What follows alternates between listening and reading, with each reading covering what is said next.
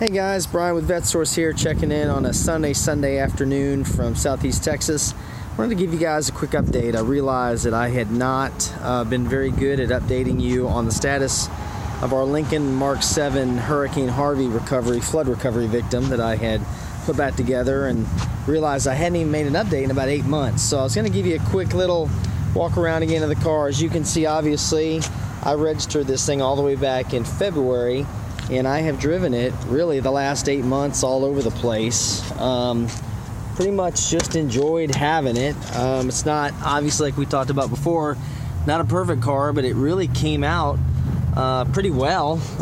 Nothing really major. I've got air conditioning. I've got most of the power functions working. I've still got to get a driver's side or passenger side window regulator, not regulator, but motor in there. So the motor was bad. And as you would expect, I managed to, in the last 6 months, go through the majority of the electrical, as far as I've replaced the battery, I've replaced the alternator, I've replaced the starter. That was really no fun, but I'll save that for another day. And then just little odds and ends, fixing here and there, but it's really been a good car. It gets like 23, 24 miles to the gallon. So what I wanted to show you guys today was, in addition to how it cleaned up here, it's been a great just around town car. It's got that soft suspension. This is the Bill Bloss model, so it's got the softer suspension than the LSCs. I've got a few extra parts over here in the corner still playing with, but it's just been a decent ride. It was in really good shape to begin with. And you can see here, the power trunk motor works when it wants to. Right now it's decided not to. But one thing I wanted to go over today was, you can kind of see in the video, if you're looking carefully, there's my old worthless Foxhound right there,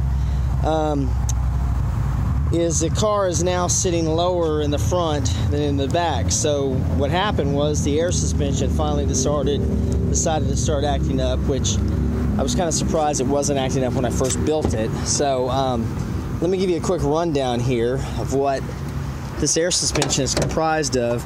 It's actually ridiculously simple. It's not as complicated as you'd think. So the air suspension system on Lincolns literally is comprised of, I'm going to show you right here, there is an air compressor here, which, yes, that is a new one I just put in. There are 4 color-coded lines, nylon hoses here that go back to each individual airbag component. And they go back here through the firewall next to that nitrogen accumulator that I charged out or redid in that one video I showed you guys. And then the lines go to each individual airbag at each corner with a air valve solenoid and 3 height sensors that determine the trim height of the car.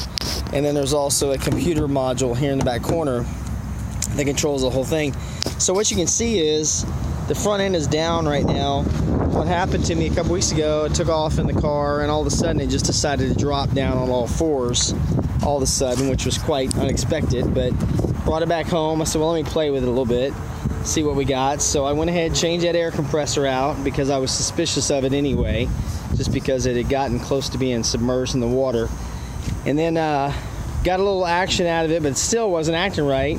Come to find out, the air solenoid valve on the driver's side airbag was blown off. The hose had blown off of it. So I went ahead and bought a new solenoid, put that in there.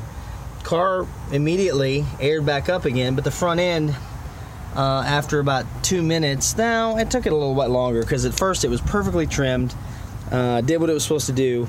Then after about an hour, the front end sank back down again. So I went, well, that's kind of strange. So checked my bags, everything looked good. I even went so far as to put another computer in it, a suspension computer, to make sure it wasn't going bad or anything.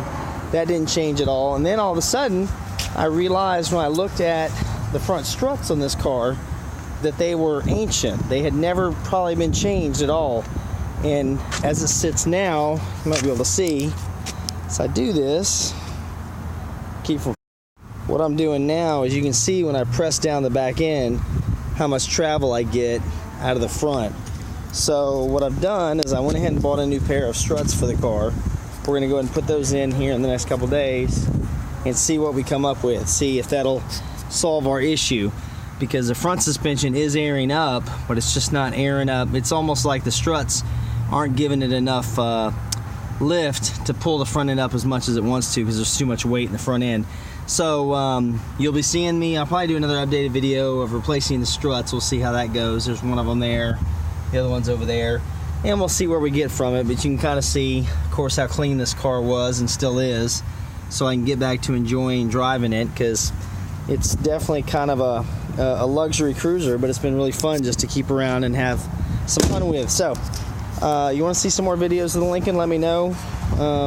After this, I don't have too many other things to get done, so for the most part I'll just be driving and enjoying it, and probably taking on some road trips as well. So make sure you comment, subscribe, let me know what you think, like or dislike, and we'll go from there. I want to thank you guys for checking in today, and I'll check back in with you guys later this week. Thanks for watching.